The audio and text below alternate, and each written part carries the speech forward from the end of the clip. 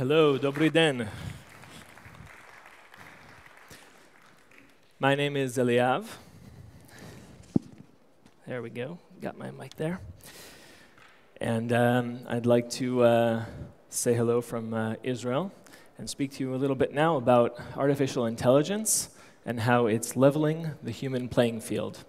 And we're going to start by looking at this quote from Jack Ma, who, as the Israeli ambassador mentioned, was just in Israel 2 weeks ago. And he says, artificial intelligence, big data is a threat to human beings, but technology should do something that enables people and not disables people. And I think at the core of what we as humans experience when we think about artificial intelligence and where it's going vis-a-vis humanity, this is something that we all kind of maybe outwardly and maybe secretly share. But if you think about where this is going, and let's go to my next slide, guys. There we go. We have some other approaches as well, and this is a quote that was shared by the CEO of Microsoft, Satya Nadella, just about a week ago on his LinkedIn blog.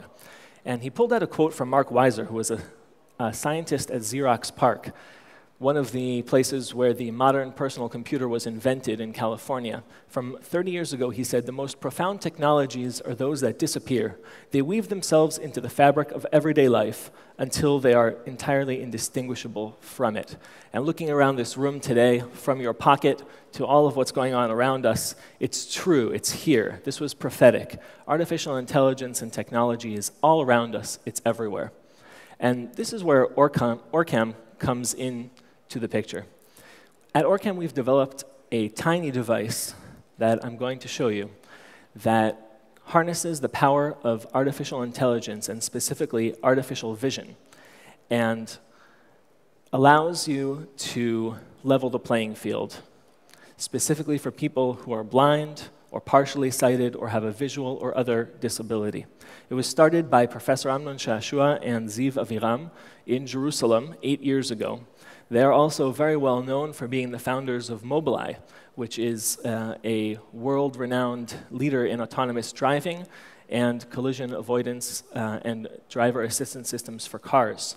Mobileye was purchased by Intel in 2017 for $15.3 billion. And a few years after founding Mobileye, Professor Shashua, who's a professor of computer vision at the Hebrew University of Jerusalem, and Ziv Aviram decided to found a new company that would take artificial vision to new heights. And what we came up with at Orcam is a tiny device that can help people who are partially sighted and blind. There are 350 million people like this in the world. And it looks something like this. Here on the screen, it may look quite large, but it's right here in my pocket. It's actually tiny. And we came up with this. We packed into it some pretty incredible artificial vision technology. It goes onto your eyeglasses and it follows you around throughout your day. It can read text and recognize, wait, hold on. What is it that we need? If a person can't see for themselves, can't take in all of this visual information from around us, what are the things that you do, any of us do, in a normal day? You wake up in the morning and you want to get dressed. So you want to know, what color is my shirt? Does it match my pants? You go outside, you see a sign, a street sign. How do you orientate yourself? Maybe you want to take a bus or a train. How do you know which train it is, which one's coming next? You go into a shop. How do you know which shop you're going into? There's text everywhere. And then you go inside and you pick up a bottle. How do you know if it's a bottle of cola or a bottle of something else? How do you know if your can has pickles or your can has corn? There's nothing on the outside that you can feel. The shape, the size, the weight, it's all exactly the same. With Orcam, we allow you to access a database of millions of barcodes of products so that with just the point of a finger, you can know what you're holding and become able to go shopping on your own.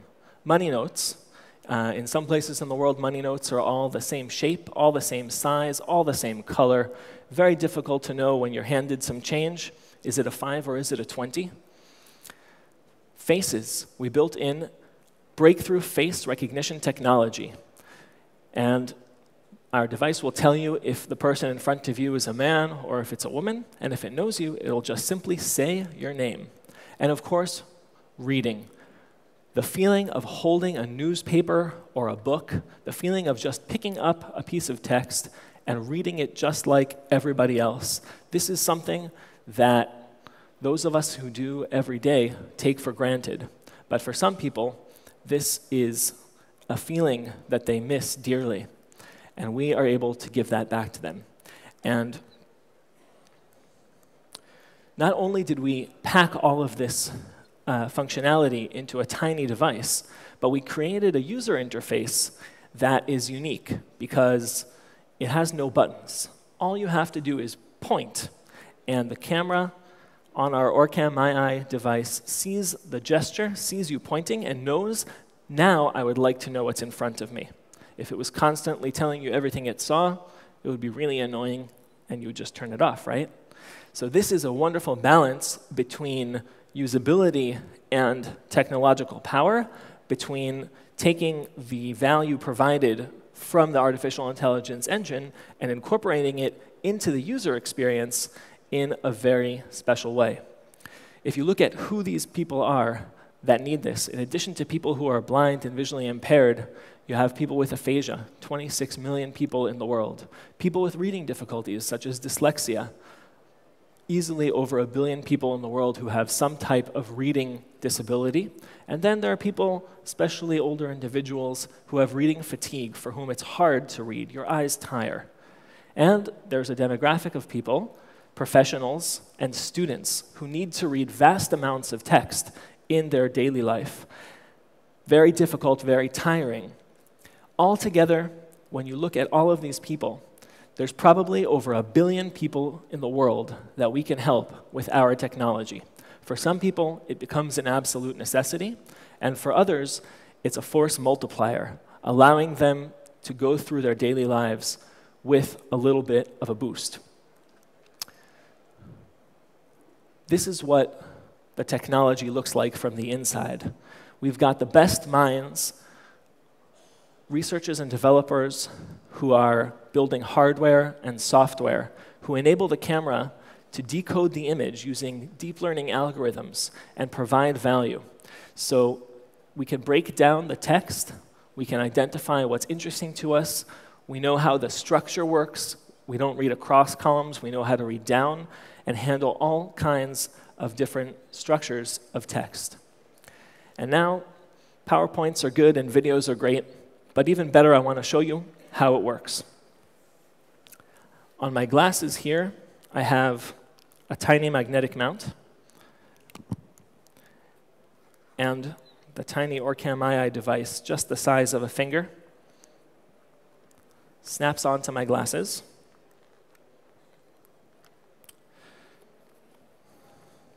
And in order to read, I'm just holding this piece of text here.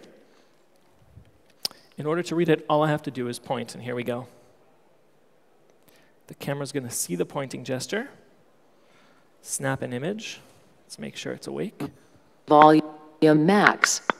Okay.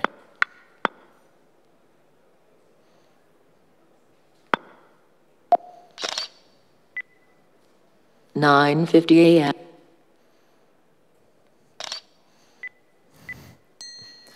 There we go. That's what happens in live demos. It's going to work. 12 p.m., 1:30 p.m. And I'm going to leave my finger in here now, and it's going to continue to follow my finger through the text and read. Lunch break plus time for innovation fair. Probably the most important thing to know today.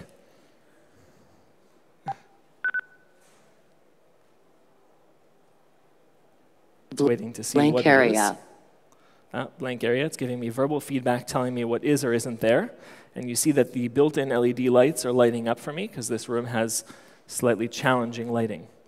And so there you go. It just simply reads Lunch the break text. plus time for. There may be more text below. Please raise the text and point again. So there you go. It's just reading, and every single one of you in this room almost has something that looks like this. Imagine being handed this as you walk in and not being able to read what's on there. And with Orcam, it all becomes instantly accessible. Where is Orcam today? And what's so special about today, May 14th, here in Prague? So, of course, this device is language-based, and it speaks to you in different languages. So we've already developed our first-generation device in English, and it's available already in English-speaking countries. Over the past 2 years, we've been releasing different language versions throughout Europe and Latin America. And there we go, premiering here today in the fair. Just after this session, I will be showing our Czech language device for the very first time.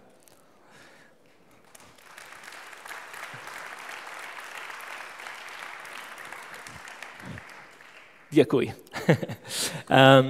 Of course, later this year, we're planning to release Asian languages as well. There are already thousands of people around the world who rely on this technology and benefit from it every single day. And this device is Orcam AI 2.0. It's the second-generation device, which was originally introduced in December of this past year. So thinking about where is this going? What is the meaning of this technology? The capabilities that I've presented here with Orcam AI 2.0 are amazing. Not only can this tiny device packed into a teeny little footprint provide so much value. Press again to shut down. It's going to go to sleep now so that it'll save its battery power and last all day. I can walk around with it and show it to you later on in the fair. This is something that you just carry around with you, takes you throughout your day. And where is this going? Tell me, what would you want to do with this technology? If you could take this, the ability to read text, and we didn't show it here on stage, but recognize faces through breakthrough face recognition technology, money notes, colors, products, not only by reading the text, but also with the barcode database. If you could take that and walk around with it, what would you want to do with it? What advantage would it give you? What would it save you from doing yourself? How would that affect your daily life? And think about the independence that it gives to people who really need it. This is Eli. Eli is 9 years old. He lives next to Seattle and Washington in the United States. Think about Eli's career path. Think about his trajectory in life. What's Eli going to be when he grows up? Now give him Orcam, give him the ability to read and see the faces of his friends in his class, or his mother, or his father. And now think again what it is that Eli can achieve in his life, where he can go, what he can be. And when I say that AI is leveling the playing field, this is what I'm talking about. Kids like Eli, for whom the physical is no longer what defines them, but rather the ability to continually exist in a reality where in the future our physical differences, and we all have some abilities or disabilities, we all have some challenges in life, but taking out the physical factor levels the human playing field. So is AI a threat? Is it something that we need to be afraid of? Is it something that's so scary? Or is it something that is an enabler? At Orcam, we believe that artificial intelligence can empower people and truly make a difference for better in this world. Thank you very much.